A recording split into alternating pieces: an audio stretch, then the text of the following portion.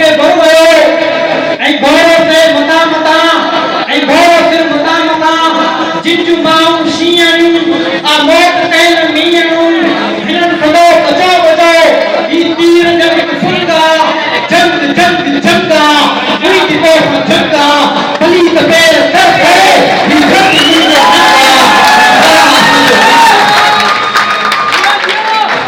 Sindh agriculture university पारा अजो culture में मनाया हुआ है आओ हमारे दोस्तों शुक्रगुजार आया जिन पहले कीमती वक्त में मोर टाइम दिलो है त जी आओ बदल कान सा बुलाया कदा सका सब साथ दिया है ऐ तरी सका बचा है एकड़ी गाल बैन में रखो हर कौम के हर तहजीब के एक सकाफत हुंदी है एक तहजीब हुंदी है सकाफत छा है कैं कौम जी रानी कहनी उन जो उठन बेन उन जी बेली उन जो अदब उन जो इखलाक उन समूरी शे के असा मजबूरी तौर पे असी उनी कौम जी सकाफत करींदा आहियूं असी उन जी तहजीब करींदा आहियूं हिते वेठल ज़मीन और फायर ए उर्दू हुजन ए बलोच हुजन ए पख्तून हुजन ए पंजाबी हुजन ए खुश नसीब आहिनि त उहे सिंध जी उन सकाफत सां वास्तो रखनि था जेका अॼु खां 6000 साल पुराणी आहे तव्हां जतन तव्हां दुनिया के अज़ीम तरीन कौमुनि में शामिल थियो था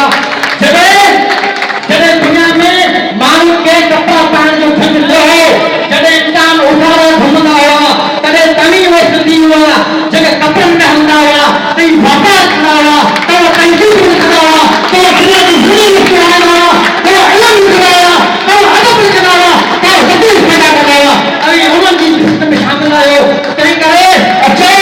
मुतहद कयो सिंध जी सकाफत खे सुञाणो सिंध जी तहज़ीब खे सुञाणो हिकिड़ी ॻाल्हि ज़हन में रखो सिंधी जाती पाइण सां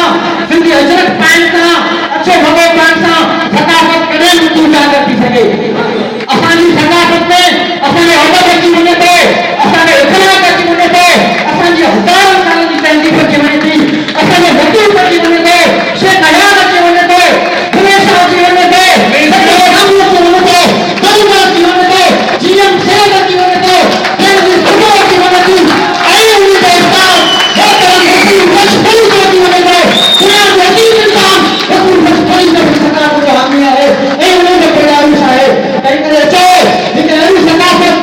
तव्हांखे कहिड़ी सकाफत घुरिजे उहा सकाफत घुरिजे जंहिंमें 70 लख शागिर्द तइलीम सां माण्हू हुजनि जंहिंमें 5 सिंधी दुनियाऊं तइलीम सां महिरूम हुजनि जंहिंमें 40,000 प्राइमरी स्कूल मिडिल स्कूल गॾु ठहियल हुजनि जंहिंमें 15,000 स्कूल वॾनि जो हुकूमत पढ़ियल हुजनि ऐं गुलाम पढ़ियल हुजनि 5,000 स्कूल हुजनि जिते का तइलीम में थिए न हुजे ऐं 3,000 स्कूल हुजनि जिते उस्ताद वेंदा ई न हुजनि छा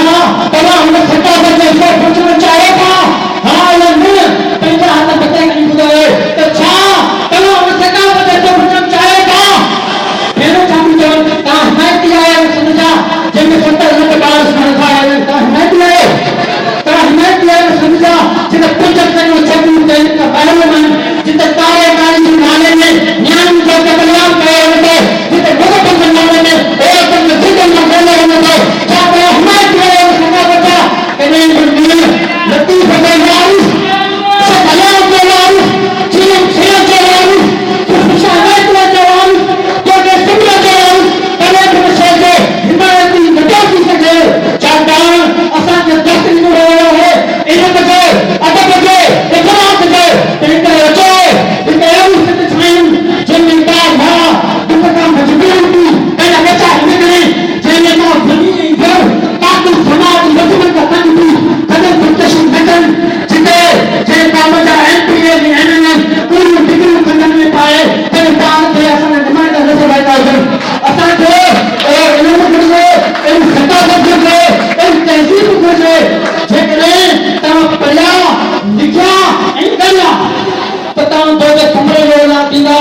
जीअं दोजे उन वक़्त जे हुकमरान में चयो हो मां मर्दे ताईं घोर कंदुसि ऐं गद्दार जा सिरधार कंदुसि ही कंध कुलनि ते यादि तो पैर भली तो कीअं थिएसी